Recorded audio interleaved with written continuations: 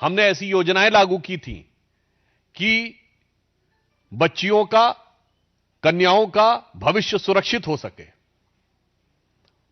कर्नाटक में हमारी पहली सरकार थी 2008 में, जिसने कि किसानों को 1 साल के लिए यानी प्रथम वर्ष के लिए बिना ब्याज के ऋण देने का प्रयास किया था और उसे सक्सेसफुली इंप्लीमेंट किया था।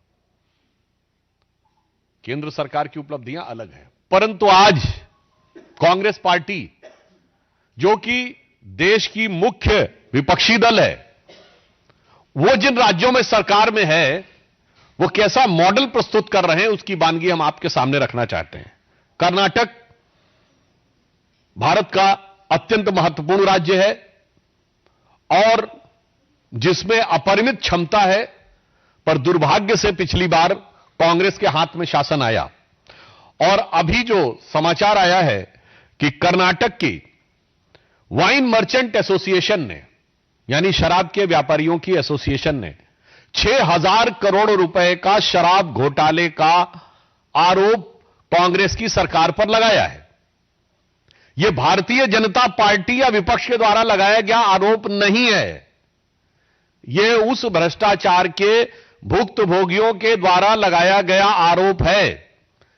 कर्नाटका वाइन मर्चेंट एसोसिएशन, और उन्होंने बाकायदा विस्तार से बताया है कि रेस्टोरेंट से लेके होटल्स तक किस प्रकार से अलॉटमेंट में विधिवत रूप से सरकार के भिन्न भिन्न स्तर पर बैठे हुए मंत्रियों और अन्य लोगों को वो भ्रष्टाचार का पैसा जाता था।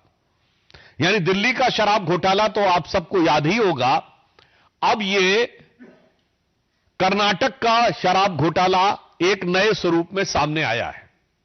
और शराब की लत बहुत बुरी होती है। शराब के बाद अगर दूसरी लत बुरी होती है तो वो जुए की होती है। तो कर्नाटक में चित्रदुर्ग के कांग्रेस के एमएलए ईडी के द्वारा ऑनलाइन सट्टेबाजी के मामले में मनी लॉन्ड्रिंग के आरोप में आरोपित हुए हैं और वो पहले भी अरेस्ट रह चुके हैं।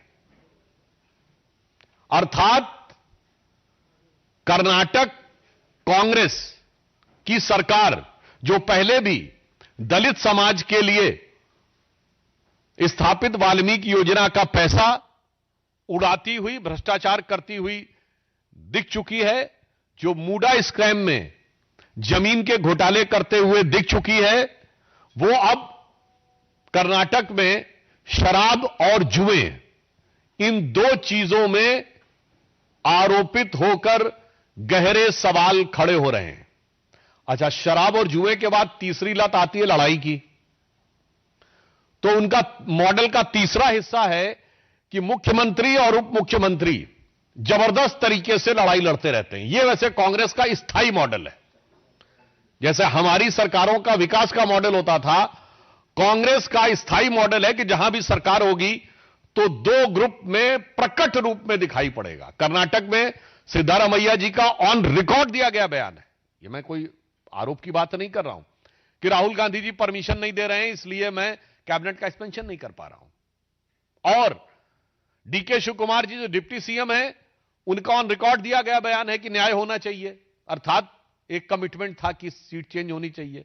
छत्तीसगढ़ में तो भूपेश बघेल जी बनाम केएस सिंहदेव, तो राजस्थान में अशोक गहलोत जी बनाम सचिन पायलट, तो हिमाचल में सुक्खू साहब बनाम विक्रमादित्य जी। तो यह कांग्रेस का स्थायी मॉडल है। इसलिए मैं यह कहना चाहता हूं कि कर्नाटक की जनता ने जो बड़ा जनादेश कांग्रेस को दिया था, उसके साथ बहुत बड़ा धोखा और छल कांग्रेस ने किया है। शराब, जुआ और लड़ाई, ये तीन चीजें देखने को मिल रही हैं और इसमें कांग्रेस इस कदर मदहोश है कि उसे विकास और कर्नाटक की जनता के हित का होश नहीं रहा है। उन्हें समझाने पर भी कोई बात समझ में नहीं आ रही है। तो उनके लिए एक पंक्ति ध्यान आती है कि कांग्रेस मानो यह कह रही हो कि मुझको यारों माफ करना, मैं नशे में हूं और बोतल में मैं में नशा, यहां पे मैं का मतलब शराब होता है ना, बोतल में मैं में नशा और मैं नशे में हूं। तो वो मोदी विरोध के नशे में इस कदर धुत हैं कि अब जहां जहां सत्ता में हैं वहां पर वो समाज कल्याण, जन विकास का कोई कार्य न करते हुए सिर्फ भ्रष्टाचार में आकंठ डूबकर और अपनी स्वार्थ सिद्धि में और समाज को तोड़ने बांटने में लगे हुए हैं। दूसरा विषय जो हम आपके ध्यान में लाना चाहते हैं, अभी हाल ही में कोलकाता उच्च न्यायालय ने पश्चिम बंगाल सरकार को एक कड़ा निर्देश दिया कि सीमा सुरक्षा बल, बॉर्डर सिक्योरिटी फोर्स के द्वारा भारत बांग्लादेश सीमा पर, जिसमें तकरीबन 9 जिले पश्चिम बंगाल के आते हैं, वहां फेंसिंग के काम के लिए जो भूमि आवंटन की प्रक्रिया थी वो तत्काल करके 31 मार्च 2026 तक सूचित की जाए। यह राष्ट्रीय सुरक्षा की दृष्टि से अत्यंत महत्वपूर्ण कदम है, परंतु यह एक बहुत दुखद, दुर्भाग्यपूर्ण और विचलित करने वाला प्रश्न उठाता है। यह साफ दर्शाता है कि पश्चिम बंगाल की तृणमूल कांग्रेस के शासनकाल में देश की सीमाओं पर सुरक्षा की कीमत पर घुसपैठियों के वोट के लालच में सिर्फ क्षुद्र राजनीतिक स्वार्थ में राष्ट्र की सुरक्षा का सौदा किया जा रहा था। उच्च न्यायालय का निर्णय एक प्रकार से उनकी नीतियों पर करारा प्रहार है, जिसे अगर मैं एक पंक्ति में कहूं तो इस निर्णय के बाद वो नकाब उठ गया है कि पश्चिम बंगाल की तृणमूल कांग्रेस सरकार घुसपैठिया परस्त है और उसके शासनकाल में राष्ट्रीय सुरक्षा संकटग्रस्त है। और हमें पूर्ण विश्वास है कि राष्ट्रीय सुरक्षा को संकटग्रस्त करने वाली इस सरकार को, इस घुसपैठिया परस्त सरकार को पश्चिम बंगाल की जनता आगामी चुनावों में तृणमूल से उद्ध्वस्त कर देगी और भारतीय जनता पार्टी को निर्णायक, प्रभावी और प्रचंड जनादेश देगी, ताकि राष्ट्र की सुरक्षा और पश्चिम बंगाल के जन जन के विकास और कानून व्यवस्था तीनों को सुनिश्चित किया जा सके। धन्यवाद।